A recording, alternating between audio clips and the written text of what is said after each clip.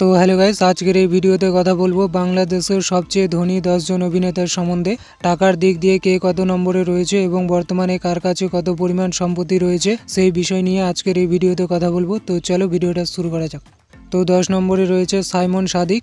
Simon Sadiq হলেন বাংলাদেশের cinema জগতের সবচেয়ে ভার্সাটাইল একজন অভিনেতার পাশাপাশি তিনি বাংলাদেশের আর্টিস্ট অ্যাসোসিয়েশনের অ্যাসিস্ট্যান্ট জেনারেল। আর বর্তমানে তার মোট সম্পত্তির পরিমাণ হলো $2 মিলিয়ন, যেটা বাংলাদেশের টাকায় প্রায় 22 কোটি টাকার মতো।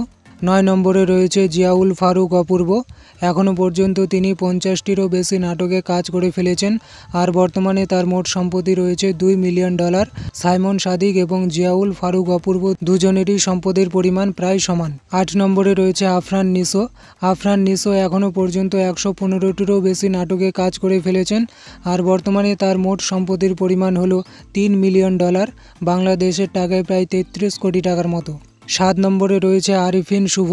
তিনি 2 ফেব্রুয়ারি 1982 সালে বাংলাদেশের ময়মনসিংহে জন্মগ্রহণ করেন আর তিনি বাংলাদেশের সবচেয়ে সুন্দর ও ট্যালেন্টেড অভিনেতাদের মধ্যে একজন। বর্তমানে তার মোট সম্পত্তি রয়েছে $3.5 মিলিয়ন, যেটা বাংলাদেশের টাকায় প্রায় 38 কোটি টাকার মতো। 6 নম্বরে রয়েছে তাহসান রহমান খান। তাহসান রহমান খান পেশায় একজন অ্যাক্টর, মডেল, টিচার, সিঙ্গার এবং কম্পোজার।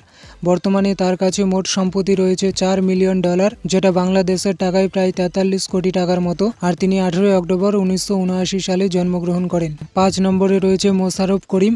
মোশাররফ করিম এখনও পর্যন্ত 10টি সিনেমা এবং 500টিরও বেশি নাটকে কাজ করে ফেলেছেন আর বর্তমানে তার মোট সম্পত্তি রয়েছে $5 মিলিয়ন, বাংলাদেশের টাকায় প্রায় 54 কোটি টাকার মতো।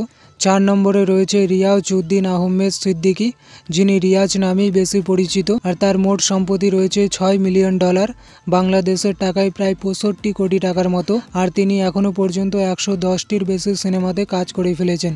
3 নম্বরে রয়েছে ফিরদৌস আহমেদ। তিনি 7 জুন 1974 সালে বাংলাদেশের দিনাজপুরে জন্মগ্রহণ করেন আর তিনি সেরা অভিনেতার জন্য 5 বার জাতীয় পুরস্কার পেয়েছেন। বর্তমানে তার মোট সম্পত্তির পরিমাণ হলো $8 মিলিয়ন, যেটা বাংলাদেশের টাকায় প্রায় 87 কোটি টাকার মতো। 2 নম্বরে রয়েছে অনন্ত জলিল।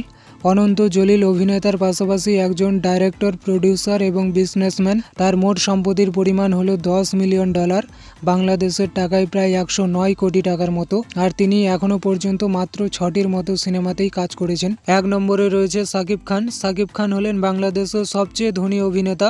তার মোট সম্পত্তির পরিমাণ হলো $22 মিলিয়ন, যেটা বাংলাদেশের টাকায় প্রায় 241 কোটি টাকার মতো আর তিনি 28 মার্চ 1983 সালে জন্মগ্রহণ করেন।